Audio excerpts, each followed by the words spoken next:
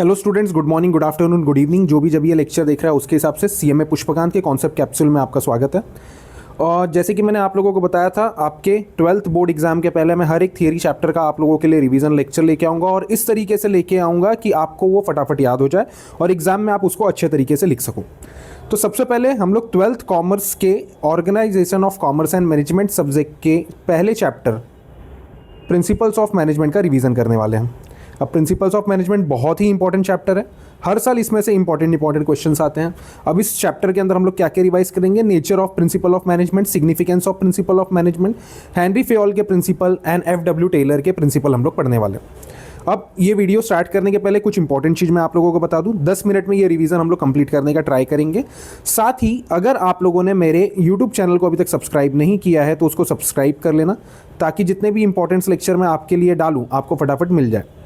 दूसरा, जो भी मैं रिवीजन करवाऊंगा उसका जो नोट्स है आपको एग्जाम में याद करने के लिए काम में आने वाले हैं, तो वो नोट्स आपको कहाँ पे मिलेंगे? मैं इस वीडियो के डिस्क्रिप्शन में मेरे टेलीग्राम चैनल का लिंक आप लोगों को प्रोवाइड कर दूंगा। उस टेलीग्राम चैनल को आप ज्वाइन करके वहाँ से नोट्स को आप ले सकते हो। तो विदाउट टाइम वेस्ट किए हम लोग अपना रिवीजन स्टार्ट करते हैं। इस चैप्टर में जो सबसे पहला क्वेश्चन हम लोग पढ़ेंगे वो पढ़ेंगे 14 principles of management, Henry Fayol के। याद रखना, सबसे इंपॉर्टेंट क्वेश्चन है, मोस्ट इंपॉर्टेंट क्वेश्चन है, बहुत बार एग्जाम में आ चुका है ये। अब इसमें एक चीज़ मैं आप लोगों को बताऊं, जो आपके बोर्ड है, महाराष्ट्र बोर्ड है, वो हर बार 14 के 14 प्रिंसिपल नहीं पूछता। कभी कभी वो क्या करता है, बोलता है कि भाई 5 प्रिंसिपल्स को एक्सप्लेन कर दीजिए, 7 प्रिंसिपल्स को एक्सप्लेन कर दीजिए। और जैसे कि मैंने बोर्ड के पेपर चेक किए हुए हैं, तो मॉडरेटर जो हम लोगों को बताते हैं वो बोलते हैं कि भाई अगर बच्चे को 5 प्रिंसिपल पूछा है, उसने 6 से 7 प्रिंसिपल लिख दिया तो उसको फुल मार्क्स दे दो। साथ ही अगर 7 प्रिंसिपल पूछा हुआ है तो उसने 8 प्रिंसिपल लिख दिया विद इंट्रोडक्शन और कंक्लूजन, तो उसको पूरे के पूरे मार्क्स आप दे सकते हो। तो याद रखना, अगर आपको 5 प्रिंसिपल पूछा है तो 7 प्रिंसिपल लिखना है, 7 प्रिंसिपल पूछा है तो 8 प्रिंसिपल लिख के आप अपना सॉल्यूशन कंप्लीट कर सकते हो, आंसर कंप्लीट कर सकते हो। तो इंट्रोडक्शन स्टार्ट करते हैं। हेनरी फेयोल ये 1841 से 1925 तक थे। ये एक फ्रेंच माइनिंग इंजीनियर थे जो आगे जाके चीफ मैनेजिंग डायरेक्टर बन चुके थे। आगे हम लोग इनको और एक नाम से जानते हैं, ये फादर ऑफ मॉडर्न मैनेजमेंट जाने जाते हैं। 14 प्रिंसिपल ऑफ मैनेजमेंट इन्होंने दिया हुआ है, 14 principles of management in his book general and industrial administration. तो इन्होंने जो बुक लिखा था बच्चों, उसका नाम था जनरल एंड इंडस्ट्रियल एडमिनिस्ट्रेशन। ये बुक का नाम याद रखना आप लोग। This principle serve as a guidelines for a decision making. ये डिसीजन मेकिंग के लिए गाइडलाइंस प्रोवाइड करते हैं एंड मैनेजरियल एक्शंस के लिए, मैनेजरियल डिसीजंस के लिए। ठीक है, तो याद रखना एग्जाम में इंट्रोडक्शन इस तरीके से ही आपको लिखना है। सिर्फ आप क्या करोगे, मैंने आपको बुलेट पॉइंट्स दिए हुए हैं, आप इसको पैराग्राफ फॉर्म में लिखना। जैसे कि Henry Fayol 1841 to 1925 he is one mining engineer. आगे जाके ये जो है चीफ मैनेजिंग डायरेक्टर बन गए। He is also known as father of modern management. He given us the 14 principle of management. इस तरीके से आपको पैराग्राफ बना के लिखना। मैंने आपको कीवर्ड्स दिए हैं ताकि आपको फटाफट याद हो जाए। आगे चलते हैं। अब इन्होंने जो 14 प्रिंसिपल्स दिए हुए थे उसके अंदर से जो सबसे पहला प्रिंसिपल है बच्चों, उसका नाम है principle of division of work. यहाँ पे मैं बता रहा हूँ आप लोगों को, principle of division of work. ठीक है, principle of division of work किस चीज़ की बात करता था? Work should be divided into specialised task. ये प्रिंसिपल बोलता है कि आप वर्क को डिवाइड करो। टेक्निकल टास्क, जिसको टेक्निकल नॉलेज अच्छा है उसको टेक्निकल टास्क दो, जिसको फाइनेंशियल नॉलेज है उसको फाइनेंशियल टास्क दो, जिसको कॉमर्शियल नॉलेज है उसको कॉमर्शियल काम दो, जिसको सिक्योरिटी का काम अच्छे से आता है उसको सिक्योरिटी का दो, जिसको अकाउंटिंग अच्छे से आती है, बुक कीपिंग अच्छे से आती है उसको बुक कीपिंग का काम दो, और जिसको मैनेज करने के लिए अच्छे से आता है उसको मैनेजरियल टास्क दो।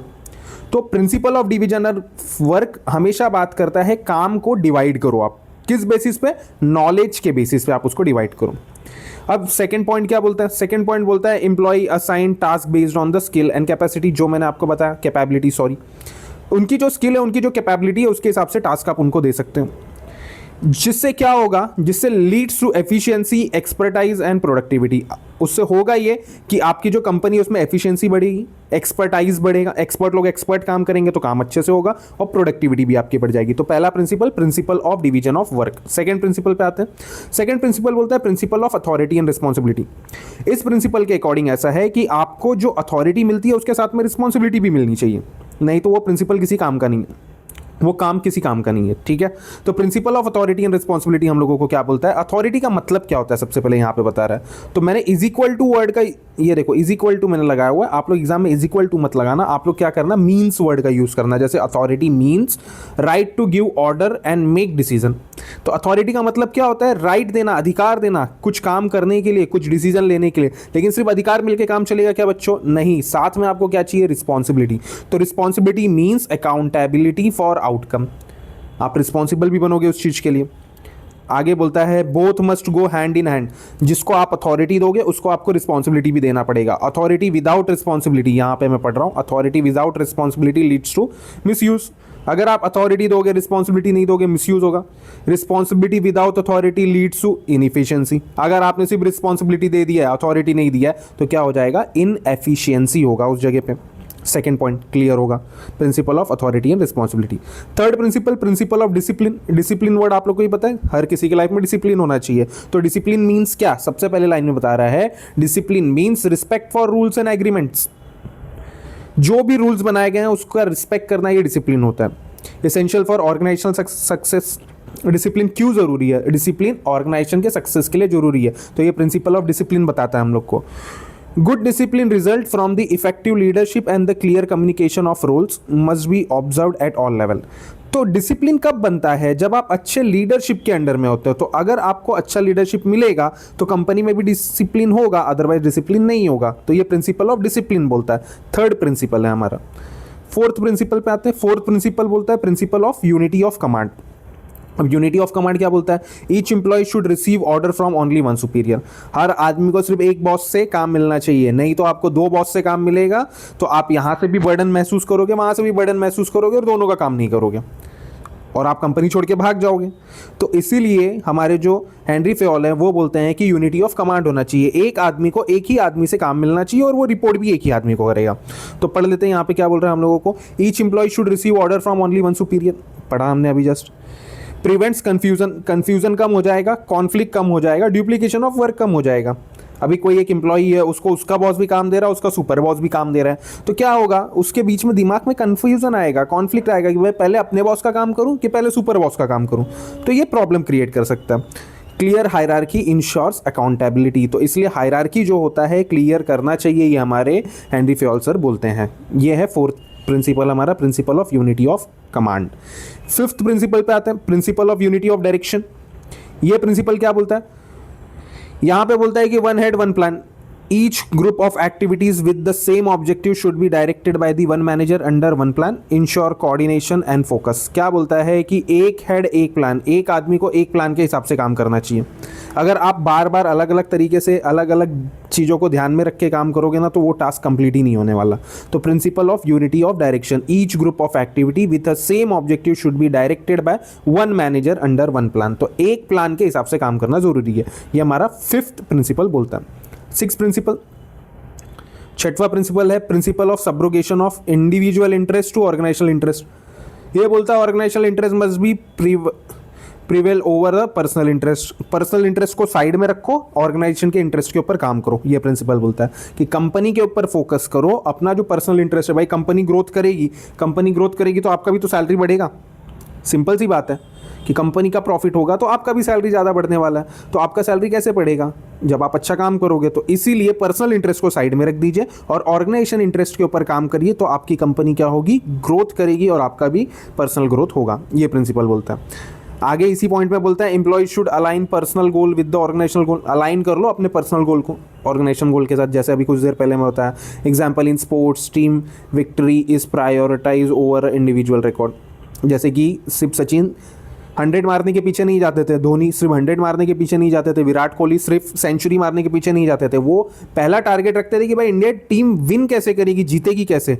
उसके बाद भाई सेंचुरी हो गया तो वेल एंड गुड, वो अलग बात होती है। तो ये था हमारा principle of subrogation of individual interest over organisational interest. Hope आप लोगों को क्लियर होगा ये। नेक्स्ट चलते हैं, सेवेंथ है principle of centralisation. Principle of centralisation refers to concentration of the decision making authority, small organization more centralized, large organization more decentralized।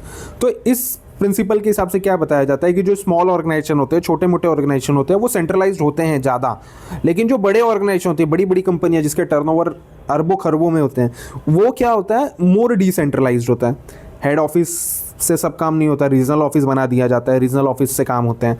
तो ये प्रिंसिपल ऑफ सेंट्रलाइजेशन की बात करता है। Fayol emphasizes balance between the centralization and decentralization depending upon the size, nature and activities। तो फयाल भी बोलते हैं कि भाई सेंट्रलाइजेशन डिसेंट्रलाइजेशन होना चाहिए। छोटी ऑर्गेनाइजेशन है तो सब हेड ऑफिस से डिसीजन हो, लेकिन वही बड़ी ऑर्गेनाइजेशन है तो कुछ रीजनल ऑफिस से भी डिसीजन हो जाने चाहिए। ठीक है, तो ये है प्रिंसिपल ऑफ सेंट्रलाइजेशन। नेक्स्ट है principle of remuneration. Principle of remuneration, remuneration word का मतलब पता है आपको, सैलरी की बात होगी यहाँ पे। तो क्या बोलता है, फेयर एंड एडिक्वेट पे मोटिवेट्स एम्प्लॉय। सबको प्रॉपर सैलरी मिलना चाहिए। अगर कोई बच्चा है वो सीए है, उसका जो पार्टनर है वो भी सीए है, एक सीए को आप दे रहे हो 25 लाख का पैकेज, दूसरे सीए को आप दे रहे हो 15 लाख का पैकेज, तो क्या होगा, डीमोटिवेशन आ जाएगा ना दूसरे बंदे के अंदर। तो फेयर और एडिक्वेट रेम्यूनरेशन सबको मिलना चाहिए। रेम्यूनरेशन देते समय कुछ चीज़ों को कंसीडर करना है हमको। फयाल सर ने बोला है रेम्यूनरेशन देते समय कुछ चीज़ों को कंसीडर कर लो। क्या क्या, पहले तो स्किल देख लो, एक्सपर्टाइज देख लो, नॉलेज देख लो, कितना स्किल है, नॉलेज है, क्या है, उसके बेसिस पे कितना एक्सपीरियंस है उसके पास, टेन्योर देख लो, कॉस्ट ऑफ लिविंग। भाई मुंबई में कोई रह रहा है उसको भी सेम सैलरी दे रहे हो आप, और कोई कंपनी आपने खोला हुआ है यूपी के किसी गाँव के अंदर, वहाँ पे भी आप सेम सैलरी दे रहे हो, तो काम नहीं चलने वाला है। तो आप क्या करो, आप देख लो पहले कॉस्ट ऑफ लिविंग कितना लगेगा, मार्केट ट्रेंड देख लो, सीए की सैलरी कितनी है उतना दे दो।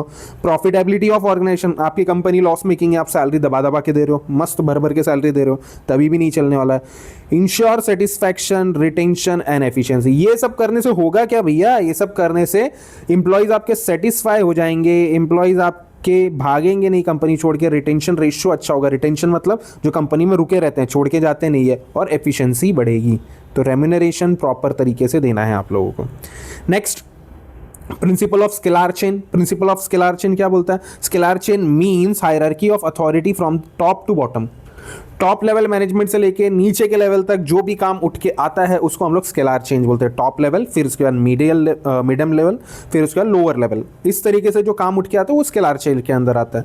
Ensure orderly communication. Scalar chain क्या इंश्योर करता है, ऑर्डरली कम्युनिकेशन। टॉप से मीडियम के पास ऑर्डर है, मीडियम से लोअर के पास ऑर्डर है, ये कौन बोलता है, स्केलार चेन बोलता है। फिर यहाँ पे एक वर्ड और आया था, गैंग प्लैंक। आप लोगों ने जब पढ़ा होगा तभी भी ये पढ़ा होगा, गैंग प्लैंक। गैंग प्लैंक क्या बोलता है, shortcut for the direct communication in emphasise with the proper permission, balance speed with the discipline. कभी कभी top level directly lower level management को भी डायरेक्ट कर सकता है, तो ये गैंग प्लैंक है। कभी कभी ऐसे ज़रूरत पड़ जाती है कि आप मीडियम लेवल को मत लेके आओ बीच में, डायरेक्ट विदाउट मिडल लेवल को लाए, आप लोग क्या करो, लोअर लेवल को आप गाइड कर सकते हो, तो ये भी चलेगा। ये कौन बोलते हैं, हमारे हेनरी फयाल सर बोलते हैं।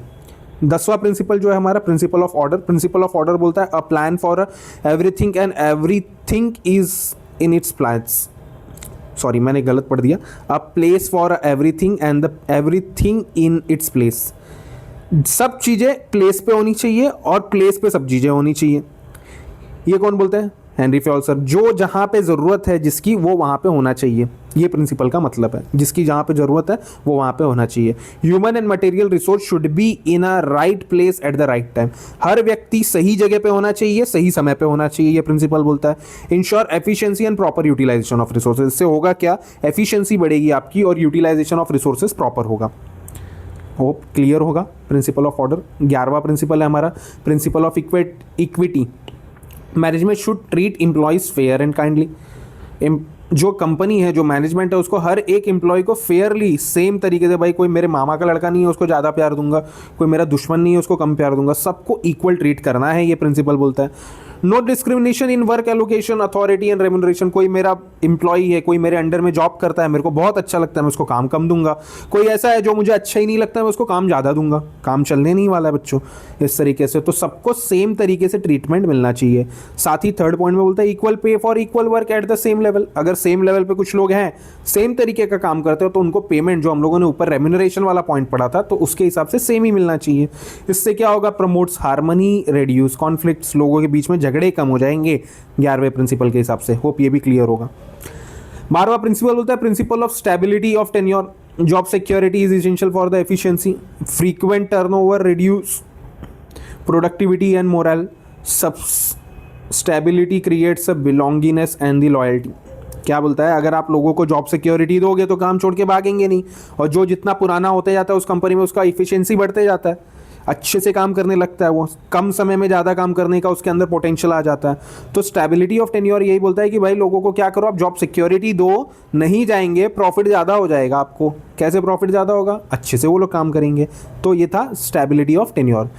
13 प्रिंसिपल बोलता है principle of initiative. Employ should be encounter to think and act innovatively. तो ये इस प्रिंसिपल के हिसाब से अगर आपका कोई एम्प्लॉय कोई नया इनोवेटिव आइडिया लेके आता है बिजनेस के अंदर, तो उसका वेलकम करो, उससे एम्प्लॉय भी मोटिवेट होगा और क्या पता अपने को कुछ नया आइडिया मिल जाए जिससे हमको प्रॉफिट ज़्यादा हो। Next, freedom to propose new ideas, यही जो मैंने आपको बता दिया। द मैनेजर शुड वेलकम, जो मैंने आपको बता दिया कि भाई वेलकम करना चाहिए नए आइडियाज़ का आप लोगों को। तो ये था हमारा 13th principle, principle of initiative. कोई इनिशिएटिव ले रहा तो उसका स्वागत करो, उसको बुलाओ। और लास्ट प्रिंसिपल है principle of spirit de crop. क्या बोलता है, टीम स्पिरिट। भाई टीम के साथ में मिलकर काम करोगे तभी चलेगा, अकेले रह के काम करोगे, सोचोगे अकेले मेरे से सब हो जाना है, तो कुछ नहीं होने वाला है। ठीक है, तो principal of spirit de crop. Union is strength इसके अंदर बोलता है। फिर बोलता है team work and mutual trust solve problem quickly. अगर टीम वर्क में आप लोग काम करते हो, म्यूचुअल तरीके से सॉल्व करने का काम करते हो कि भाई पूछ के, एक दूसरे से पूछ के हम लोग उस प्रॉब्लम को सॉल्व करेंगे, तो फटाफट से वो प्रॉब्लम भी क्या हो जाएगा, सॉल्व हो जाएगा। ठीक है, अब जैसे ही आप लोग ये क्वेश्चन लिख लोगे, 5 पॉइंट 7 पॉइंट ही लिखना है। जैसे कि मैंने बताया, 5 पूछा तो 7 लिख देना, 7 पूछा तो 8 लिख देना। आप लोगों को कंक्लूजन देना है आंसर को। एग्जामिनर को भी लगता है कि बच्चे ने बहुत अच्छे से पढ़ाई की हुई है, बच्चों बहुत अच्छे से आपने पढ़ाई किया हुआ है, एग्जामिनर को भी समझ में आता है। तो कंक्लूजन क्या बोलता है, फेयल्स प्रिंसिपल आर लॉजिकल। भाई कंक्लूजन बोलता है कि फेयल के जो प्रिंसिपल है लॉजिकल है, ये सब काम होंगे तो कंपनी आपका ग्रोथ करेगा। प्रैक्टिकल है और यूनिवर्सली एप्लीकेबल है, हर तरीके के ऑर्गेनाइजेशन में ये एप्लीकेबल है। आगे बोलता है they support functions of management, जैसे कि जो हम लोग आगे के चैप्टर में पढ़ेंगे, फंक्शंस ऑफ मैनेजमेंट को भी वो सपोर्ट करता है। प्लानिंग के लिए सपोर्ट करता है, ऑर्गेनाइजेशन के लिए सपोर्ट करता है, कमांडिंग, कोऑर्डिनेटिंग, कंट्रोलिंग, ये सब के लिए वो सपोर्ट करता है। Event today the remain relevant in the modern management practice, और ये जो प्रिंसिपल है आज के ज़माने में भी यूज़ होते हैं। तो ये मेरे 14 प्रिंसिपल्स ऑफ मैनेजमेंट हो गए, मोस्ट इंपॉर्टेंट क्वेश्चन। अब 14 प्रिंसिपल्स का आप देखोगे तो मैंने एक समरी चार्ट भी बनाया आपके लिए, देख सकते हैं फटाफट। Division of work, specialisation and improve efficiency. Division of work किसकी बात करता है, स्पेशलाइजेशन की बात करता है। और मैंने एक एग्जांपल भी दिया है, IT firm assign coding, testing, designing to different experts. IT जो कंपनीज होती है जो नए नए कोडिंग्स करती हैं, तो वो कोडिंग किसी और को देगा, टेस्टिंग किसी और को देगा, और डिज़ाइनिंग किसी और को देता है जो जिसके अंदर एक्सपर्ट हो। पहला प्रिंसिपल हो गया। दूसरा principle authority and responsibility. Authority and responsibility बेटा किसकी बात करती है, अथॉरिटी मस्ट मैच रिस्पॉन्सिबिलिटी। जिसको अथॉरिटी दे रहे हो रिस्पॉन्सिबल भी तो करो, नहीं तो काम नहीं होगा अच्छे से। अब यहाँ पे एग्जांपल क्या दिया, project manager allocate task and it's accountable for the meeting deadline complete करने के लिए फटाफट रिस्पॉन्सिबिलिटी एंड अथॉरिटी दी जाती है। फिर उसके बाद नेक्स्ट है डिसिप्लिन। प्रिंसिपल ऑफ डिसिप्लिन तो था कि भाई respect for rules and agreement, तो आप रूल्स जो है उसका रिस्पेक्ट करोगे तो कंपनी में अपने आप डिसिप्लिन बना रहेगा। एग्जाम्पल देख लीजिए आप लोग। यूनिटी ऑफ कमांड, एक आदमी को एक आदमी से ही काम मिलना चाहिए, यूनिटी ऑफ कमांड बोलता था। Unity of direction, one head one plan, सबके लिए एक प्रॉपर प्लान फिक्स होना चाहिए। Subrogation of individual interest over organisation interest, भाई ऑर्गेनाइजेशन के लिए काम करो, पर्सनल इंटरेस्ट भी अचीव हो जाएगा। ऑर्गेनाइजेशन इंटरेस्ट बड़ा है पर्सनल इंटरेस्ट के, ये देखो यहाँ पे लिखा है, ऑर्गेनाइजेशन इंटरेस्ट बड़ा है पर्सनल इंटरेस्ट के कंपेयर में। सेंट्रलाइजेशन भी होना चाहिए, डिसेंट्रलाइजेशन भी होना चाहिए। बड़े कंपनीज में डिसेंट्रलाइजेशन होगा और छोटे कंपनीज में सेंट्रलाइजेशन होगा, यही हमने पढ़ा। रेम्यूनरेशन, सबको फेयर रेम्यूनरेशन मिलना चाहिए। Scalar chain, hierarchy ensure communication, hierarchy होना चाहिए। जैसे कि कंपनी के अंदर क्या होता है, सीईओ वीपी को बोलता है, वीपी मैनेजर को बोलता है, मैनेजर टीम लीडर को बोलता है, टीम लीडर स्टाफ को बोलता है।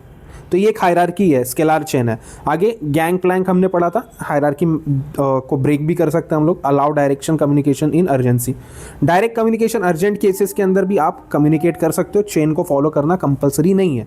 Order, right person right place पे होना चाहिए, राइट जगह पे राइट पर्सन होना चाहिए, राइट मटेरियल राइट जगह पे होना चाहिए, तो फटाफट काम होगा, वेस्टेज कम होगा। इक्विटी, फेयर ट्रीटमेंट सब एम्प्लॉयज़ को मिलना चाहिए। स्टेबिलिटी और टेन्योर, जॉब सिक्योरिटी दो, बंदे छोड़ के नहीं भागेंगे।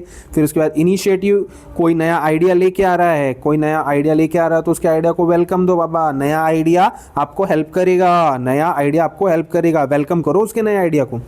नेक्स्ट स्पिरिट रिकॉप क्या बोल रहा था? टीम स्पिरिट है भाई, टीम को मिला के काम करना है, टीम को मिला के काम करोगे टारगेट अचीव होगा, अदरवाइज अकेले भटकते रह जाओगे। तो ये हो गया हमारा पहला प्रिंसिपल, हेनरी फेयोल का प्रिंसिपल, सबसे important. Second principle FW Taylor, Frederick Winslow Taylor, scientific management theory. ये भी आता है एग्जाम में, बहुत कम बार आया हुआ है बच्चों। नीचे जब मैं आपको क्वेश्चन बैंक बताऊंगा तो उसके अंदर बताऊंगा कितने बार कौन से क्वेश्चंस आए हुए हैं। तो पढ़ना तो है हमको सब, ताकि दिमाग में रहे भाई, एग्जामिनर पूछ ले तो ऐसा नहीं कि बाबा भूला, कुछ याद ही नहीं आ रहा है, नहीं, ऐसा नहीं करना है। कुछ ना कुछ याद रहेगा हमको तो हम लोग उसको लिख देंगे, ठीक है। तो अब इस प्रिंसिपल के अंदर क्या बोलता है? टेलर का ड्यूरेशन क्या था? 1856 से 1915 था। अमेरिकन इंजीनियर थे ये began as a machinist as a Midvale steelworks फिलिपियट्स, यहाँ पे थे ये। फिर उसके बाद rose to chief engineer through a hard work and the experiments. इन्होंने हार्ड वर्क किया तो ये चीफ इंजीनियर बन गए थे। इनको और एक नाम से जाना जाता है फादर ऑफ साइंटिफिक मैनेजमेंट, ये याद रखना, इनका नाम क्या है? Father of scientific management. His approach emphasis on scientific method over a trial and error method, rules of thumb. ये क्या बोलते हैं भाई? साइंटिफिक चीज़ों के ऊपर बात करते हैं, साइंस के हिसाब से बात करते हैं, ट्रायल एरर मेथड को छोड़ दो। कुछ लोग क्या बोलते हैं भाई, चलो ट्राई करेंगे, नहीं हुआ तो नेक्स्ट टाइम देख लेंगे। ये बोलते हैं नहीं नहीं, ऐसे मत करो, आप थोड़ा स्टडी कर लो उसके बारे में, ट्रायल एरर मेथड को जाने दो, थोड़ा साइंटिफिक वे में बात करेंगे, इनका ऐसा कहना है। डेफिनेशन क्या था इनका? Scientific management consist of knowing what you, that is management, want men to do exactly and seeing it that they do it in the best and cheapest manner। इनका कहना ये था कि साइंटिफिक मैनेजमेंट ये बात करता है कि आप किसी काम को कैसे चीपेस्ट मैनर में साइंटिफिक तरीके से कंप्लीट कर सकते हो। ट्रायल एंड एरर छोड़ दो, साइंटिफिक मेथड की ये बात करता है, ठीक है। ये इंट्रोडक्शन में लिखना है आप लोगों को। इन्होंने भी कुछ प्रिंसिपल्स दिए हुए थे। सबसे पहला प्रिंसिपल है प्रिंसिपल ऑफ साइंटिफिक मैनेजमेंट, वही जो अभी मैंने बताया। साइंस की बात करेंगे, साइंस की बात करेंगे नॉट, ये क्या बोलते हैं, जो हमारा मैनेजमेंट है वो साइंस है, थंब रूल नहीं है, थंब रूल की बात नहीं करते ये लोग। आगे ये क्या बोलते हैं कि replace guess work with the scientific study. जो हम लोग गेस करते हैं ना कि मैं ये गेस कर रहा हूँ, ये एग्जाम में आएगा क्वेश्चन, गेस कर रहा हूँ मैं, तो बोलते हैं गेस मत करो, साइंटिफिक स्टडी कर लो। तो इसलिए मैंने मेरे बच्चों के लिए साइंटिफिक स्टडी भी रखा है कि भाई कौन से क्वेश्चन कितने इंपॉर्टेंट है, उसका मैं लास्ट में आपको बताने वाला हूँ। तो ये पहला प्रिंसिपल होगा, principle of scientific management. Second, harmony not Discord. ये क्या बोलता है? Promote cooperation between the management and the worker. Management और वर्कर के बीच में कॉपरेशन होगा तो कंपनी अच्छे से चलेगी। रेड्यूस कॉन्फ्लिक्ट होगा, अच्छा एनवायरनमेंट बिल्ड होगा। तो सेकेंड प्रिंसिपल है ये। थर्ड प्रिंसिपल बोलता है मेंटल रेजोल्यूशन। मेंटल लोगों की बात नहीं हो रही है, दिमाग की बात हो रही है यहाँ पे क्या हो रहा है? Change attitudes of both management and worker. Management and worker दोनों का एटीट्यूड चेंज करो।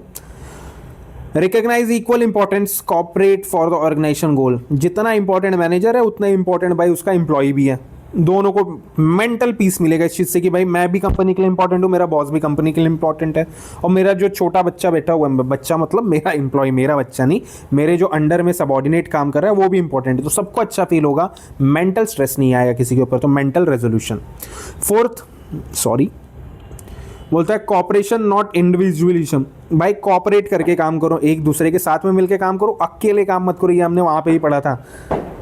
कहाँ पे? नहीं बोलना नहीं है, कहाँ पे बोलो, कमेंट करो कहाँ पे।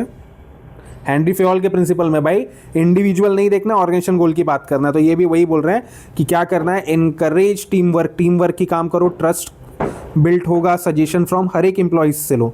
इससे क्या होगा? सबका साथ सबका विकास होगा, मोदी जी जैसे बोलते हैं। पांचवा पॉइंट बोलता है डिवीजन ऑफ रिस्पॉन्सिबिलिटीज। काम लोगों के बीच में बांट दो, सेम उन्होंने भी यही चीज़ बोला था, डिवीजन ऑफ वर्क कर दो। और लास्ट प्रिंसिपल इनका बोलता है development of employer and employees. क्या बोलता है? Provide training and development opportunities aim for greater efficiency and prosperity for both. जो भी नए एम्प्लॉइज़ हैं, जो भी पुराने एम्प्लॉइज़ हो गए, उनको नए नए अपॉर्चुनिटीज़ दो तो आपकी कंपनी और भी ज़्यादा ग्रो करेगी। ये था प्रिंसिपल उनके। अब टेक्निक्स भी कुछ दिए थे उन्होंने भाई, छोटे छोटे क्वेश्चन भी आते हैं एग्जाम में टेक्निक्स में। बोलेगा explain the work study, 2 marks के लिए। क्या लिखोगे? सिंपल से लिखना है कि भाई वर्क स्टडी के अंदर 4-5 टाइप है। वर्क स्टडी के अंदर पहला टाइम स्टडी है। टाइम स्टडी क्या बोलता है कि किसी एक काम को करने में कितना टाइम लगता है, measure time taken for a task.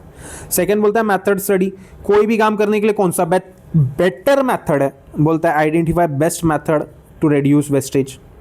तीसरा बोलता है मोशन स्टडी। मोशन स्टडी क्या बोलता है, एलिमिनेट अननेसेसरी मूवमेंट्स, कुछ काम अननेसेसरी होते हैं, कुछ टास्क अननेसेसरी होते हैं, एलिमिनेट कर दो, मोशन स्टडी बोलता है।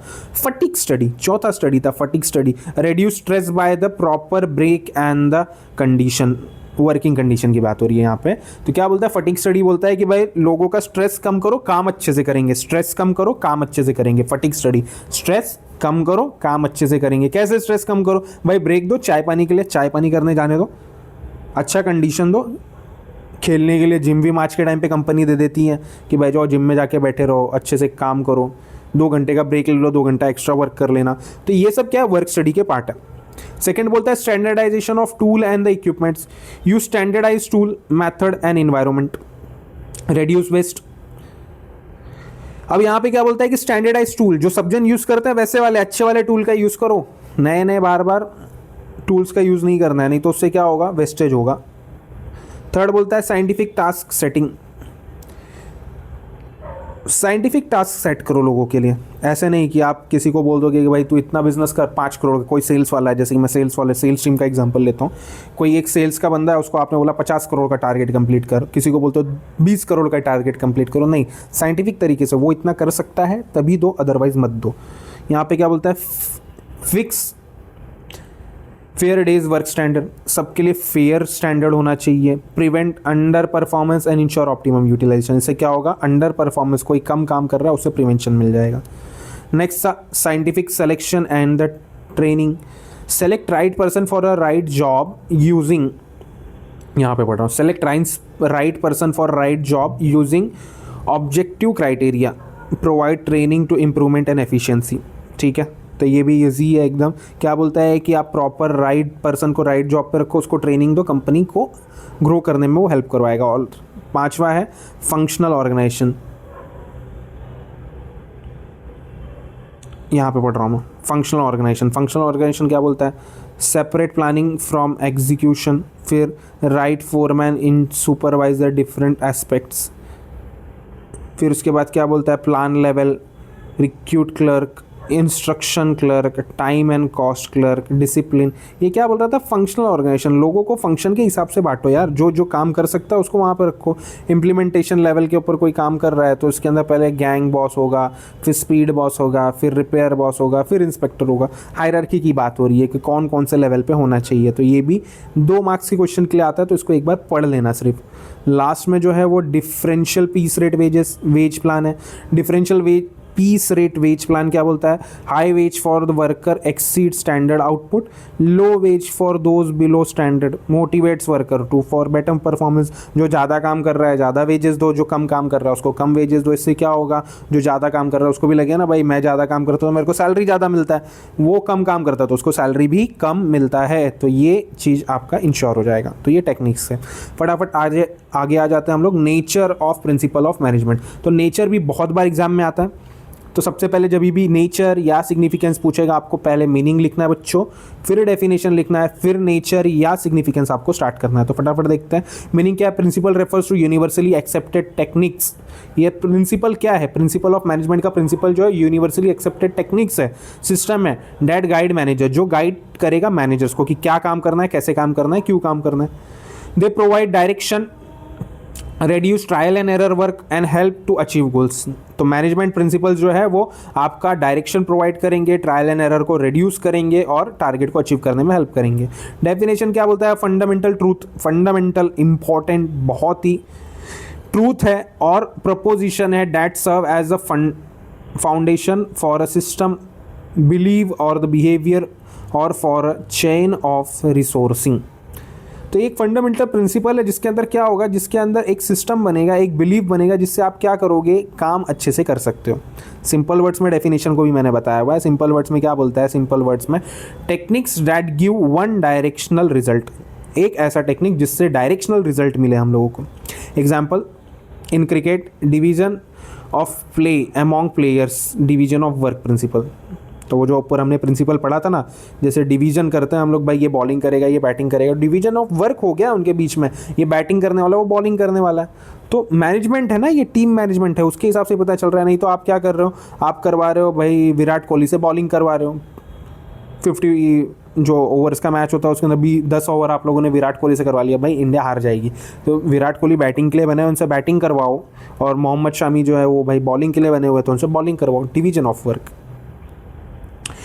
आगे क्या बोलता है, management principles are not just rule, भाई सिर्फ रूल नहीं है, they are the tested guidance, test किया हुआ गाइडेंस है, लोगों ने चेक किया हुआ गाइडलाइंस है, that help manager in the decision making and the organisational function. ये सिर्फ प्रिंसिपल नहीं है, रूल नहीं है, ये टेस्टेड गाइडलाइंस है, ठीक है। अब इसका नेचर्स बता रहा है, पहला नेचर है यूनिवर्सल एप्लीकेबल। ये जो मैनेजमेंट प्रिंसिपल होता है वो सब जगह एप्लीकेबल होता है। Principle of management are the applicable to the all organisation, business organisation हो गया, गवर्नमेंट ऑर्गेनाइजेशन हो गया, सोशल हो गया। आपके स्कूल कॉलेज में भी मैनेजमेंट चलता है बाबा, वहाँ पे भी कोई प्रिंसिपल होगा, प्रिंसिपल के नीचे वाइस प्रिंसिपल होगा, उसके नीचे सेक्शन इंचार्ज होगा, सेक्शन इंचार्ज के नीचे टीचर्स होंगे, उसके नीचे असिस्टेंट टीचर होंगे, सब जगह फॉलो होता है ये, ठीक है। Next general guidance, general guidance क्या है, they provide a board board बोल रहा हूँ मैं, बार बार तुम्हारा बोर्ड ही याद आ रहा है मेरे को। They provide broad direction rather than a rigid instruction. Broad direction देता है वो, रिजिड इंस्ट्रक्शन नहीं देता ये काम ऐसे ही करना है, ऐसे नहीं करना है बाबा, तुमको कंपनी को प्रॉफिट मेकिंग लेके आना है, कंपनी को प्रॉफिटेबल बनाना है, कुछ अच्छे तरीके से बनाओ, ऐसे ही नहीं बनाना है, कुछ अच्छी तरीके से बनाओ। जनरल गाइडलाइंस की बात करता है वो। थर्ड क्या बोलता है, formed by a practice and the experiments. जितने भी मैनेजमेंट प्रिंसिपल है उसको प्रैक्टिस और एक्सपेरिमेंट के बेस पे बनाया गया हुआ है, कोई भी हवा में बनाई गई बात नहीं है। Develop through a systematic research, जितने भी प्रिंसिपल है systematic research, observation, experience of manager से बनाया गया है। They are not made overnight, कोई भी प्रिंसिपल ओवरनाइट नहीं बने हुए हैं कि भाई कल ही ये नया प्रिंसिपल फेयोल अंकल के दिमाग में आ गया तो उन्होंने बना दिया, ठीक है, ऐसा भी कुछ नहीं है। They evolve after years of trial and the testing the real organisation में टेस्टिंग करने के बाद ही प्रिंसिपल्स आपके आए हुए हैं। Example, fair principle come from is long experience in industry में उन्होंने अच्छा खासा एक्सपेरिमेंट किया हुआ था, अच्छा खासा रिसर्च किया था, तब जाके उनको वो प्रिंसिपल्स लिखने का आइडिया आया हुआ था, ऐसे ही अचानक आइडिया नहीं आ गया था, ठीक है। फोर्थ पॉइंट देखते हैं, फ्लैक्सिबिलिटी हमारा क्या बोलता है भैया, फ्लैक्सिबिलिटी बोलता है प्रिंसिपल्स आर नॉट स्टैटिक, कोई भी प्रिंसिपल स्टैटिक नहीं है। आपको वो अच्छा नहीं लग रहा है, थोड़ा चेंजेस कर सकते हो, आप बुक में जाके चेंज नहीं करोगे, लेकिन जब अपने कंपनी में एप्लीकेबल करवाओगे आप एज इट इज़ उसको अप्लाई नहीं करना, आपको लग रहा है आपके कंपनी के लिए सूटेबल नहीं है, थोड़ा उसके अंदर मॉडिफिकेशन कर सकते हो। आगे वो बोल रहा है they can be modified as per the change in business environment, जो मैंने आपको बताया। पांचवा पॉइंट बोलता है बिहेवियरल इन नेचर, जितने भी प्रिंसिपल्स है वो बिहेवियरल हैं, बिहेवियर के हिसाब से चेंज होता है। Management is essentially about the people work together, जितने भी लोग हैं सबका बिहेवियर अलग होता है, तो जो प्रिंसिपल्स है वो भी पर्सन टू पर्सन डिफर करेगा। Principle are design to influence human behaviour and create a cooperation, principle cooperation करने के लिए, ह्यूमन बिहेवियर को इन्फ्लुएंस करने के लिए, as it is copy paste करने के लिए नहीं है। एग्जाम्पल, प्रिंसिपल ऑफ इक्विटी हमने पढ़ा था, उसके ऊपर से इन्होंने एग्जाम्पल दिया हुआ है। सॉरी क्या बोल रहे हैं, जस्ट अ मिनट, क्या बोल रहे हैं, example, equity ensures fair treatment, आप सबको इक्वल ट्रीटमेंट प्रोवाइड करोगे तो सबके लिए अच्छा होगा ना बच्चों, सब एम्प्लॉयज़ आपको प्रॉपर तरीके से सेम ट्रीटमेंट मिलेगा सबको। Next, cause and effect relationship, principle explain the reason behind outcome. Example, good wage and incentive, high productivity, जब आप क्या करोगे, अच्छा सैलरी दोगे तो बंदे अच्छे से काम करेंगे, कम सैलरी दोगे खराब तरीके से काम करेंगे, तो ये कॉज एंड इफेक्ट रिलेशनशिप है। सातवां नेचर क्या बोलता है, इक्वल इंपॉर्टेंस, ये सबको इक्वल इंपॉर्टेंस देता है, सब प्रिंसिपल इक्वली इंपॉर्टेंट है। तो पढ़ो क्या बोल रहा है, all principles are interdependent and must be applied together. समझा, सबको प्रॉपर तरीके से आपको यूज़ करना है, समझा कि नहीं समझा। चलो नेक्स्ट है significance of principle of management. भाई मैंने मीनिंग, डेफिनेशन, सब कुछ एज इट इज जो ऊपर था वही यहाँ पे मैंने ले लिया है, तो आपको चाहे नेचर पूछे, सिग्निफिकेंस पूछे, मीनिंग एंड डेफिनेशन सेम लिखना है। डायरेक्टली मैं आपको लेके चलता हूँ सिग्निफिकेंस के ऊपर। तो पहला सिग्निफिकेंस बोलता है provide useful insights to management. Useful insight, inside में इंफॉर्मेशन, इनसाइड मतलब इंफॉर्मेशन, ठीक है। Helps manager understand organisation problem clearly. तो जो प्रिंसिपल्स हैं अपने, वो क्या करता है, मैनेजर को हेल्प करता है कि भाई प्रॉब्लम क्या है वो समझने में हेल्प करता है, ऑफर टेस्टेड सॉल्यूशन भी अच्छे से मिलेगा प्रिंसिपल की वजह से। आगे बोलता है builds confidence and decision making के लिए अच्छा कॉन्फिडेंस मिलेगा। Example unity of direction help manager align department towards one goal. जो यूनिटी ऑफ डायरेक्शन हमने ऊपर पढ़ा हुआ था, एक डिपार्टमेंट कैसे काम करेगा उसके ऊपर हेल्प करता है ये हमको। पहला है इनसाइट्स मिल जाता है। सेकंड बोलता है एफिशिएंट यूटिलाइजेशन ऑफ रिसोर्सेज। आप प्रॉपर तरीके से प्रिंसिपल ऑफ मैनेजमेंट के प्रिंसिपल्स को यूज़ करोगे तो आपके जो वेस्टेजेस कम होंगे और प्रॉपर यूटिलाइजेशन ऑफ रिसोर्सेज होगा। जैसे कि यहाँ पे एग्जांपल दिया, ensure optimum use of physical. ये एग्जांपल देखते हैं। ऑर्डर प्रिंसिपल इंश्योर्स, ऑर्डर था ना, टॉप से मीडियम से lower, right person at the right place, right material at the right time. ये हम लोग को बोलता है efficient utilisation of resources. Scientific decision लेने में हेल्प करता है भाई, दिमाग लगा के तुक्का लगाने का नहीं है। जब आप प्रिंसिपल ऑफ मैनेजमेंट को फॉलो करोगे तो आप तुक्का नहीं लगाओगे, आप प्रॉपर तरीके से साइंटिफिक प्रिंसिपल्स का यूज़ कर सकते हो। Principle provide a scientific framework for a decision. Science से रिलेटेड फ्रेमवर्क आएगा। सेकंड बोलता है managers can analyse situation, compare alternatives and choose the best option. Best option choose करने में हेल्प करता है कौन? Principle of management. Explain division of work. Division of work is a scientific way to increase the efficiency. Division of work, लोगों के बीच में काम बांटो, अच्छा काम अच्छे व्यक्ति को, जिसको जो अच्छे से आता है। सीए में हूँ मैं भाई, कॉस्टिंग आता है अच्छे से, कॉस्टिंग आता है मेरे को अच्छे से, कॉस्ट अकाउंटिंग आता है अच्छे से, कॉस्टिंग का काम दो ना मेरे को, कंपनी को प्रॉफिट में डाल दूंगा मैं आपके, ठीक है? तो जिसको जो काम अच्छे से आता है उसको वो काम दो। Next, fourth, understanding social responsibility. The principle guide managers to act responsibly towards the society, environment and market. तो अंडरस्टैंड करवाता है मैनेजर्स को कि तुम कैसे अच्छे तरीके से काम कर सकते हो, तुम्हारी रिस्पॉन्सिबिलिटी क्या है, तुम्हारी जिम्मेदारी क्या है। इनकरेज फेयर कंपटीशन को भी ये प्रिंसिपल्स हेल्प करता है। क्वालिटी ऑफ प्रोडक्ट्स बनाने के लिए हेल्प करता है, रीजनेबल प्राइस के लिए हेल्प करता है, और हेल्दी वर्कप्लेस के लिए, ठीक है? एग्जाम्पल बोलता है equity ensures the fair treatment of employ, fulfilment of social responsibilities, ठीक है? लास्ट पांचवा, मैं जो इंपॉर्टेंट है, जो आपको समझ जाएगा वो चीज़ मैं बार बार रिपीट नहीं कर रहा हूँ क्योंकि रिवीजन है। डिटेल में पढ़ना था तो क्लास में पढ़ना चाहिए था, रिवीजन है, ठीक है? पांचवा बोलता है encourage research and development. By principles of management जितने भी हमारे रिसर्च एंड R&D को इनकरेज करवाते हैं। Principle are the dynamic and evolve with the time, dynamic हैं। They motivate organisations to adopt new techniques. Organisation को वो क्या करते हैं? मोटिवेट करते हैं कि नए टेक्निक को अडॉप्ट करो, इनोवेशन को अडॉप्ट करो, जो ट्रेंड चल रहा है वो ट्रेंड के हिसाब से काम करो। Example R&D in the marketing और the production improve the efficiency on competitiveness.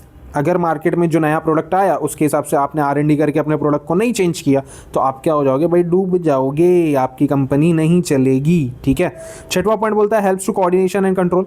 Principal of management जितने भी हैं हमारे, वो principle provide a framework for the coordination and among the department. Coordination के लिए हेल्प करता है। They also help manager to monitor performance. कौन सा बंदा ज़्यादा परफॉर्म कर रहा है, कौन सा बंदा गंदा परफॉर्म कर रहा है, उसका काम सुधारो, उसके लिए हेल्प करता है। Scalar chain develops objective approach. Principal help manager avoid bits and act actively. They encourage logical thinking and the problem solving. And example, authority with the responsibility is sure accountability and fairness, ठीक है? Develops objective approach, सबको अच्छे तरीके से काम करने के लिए हेल्प करना। अथॉरिटी मिलेगी, रिस्पॉन्सिबिलिटी भी मिलेगी, अकाउंटेबिलिटी भी बनेगी, फेयर तरीके से काम भी होगा। तो ये हो गया हमारा रिवीजन चैप्टर नंबर 1 का। जैसा कि मैंने आपको प्रॉमिस किया था, चैप्टर के एंड में इंपॉर्टेंट क्वेश्चन बताऊंगा ना, बोला था क्वेश्चन बैंक दूंगा।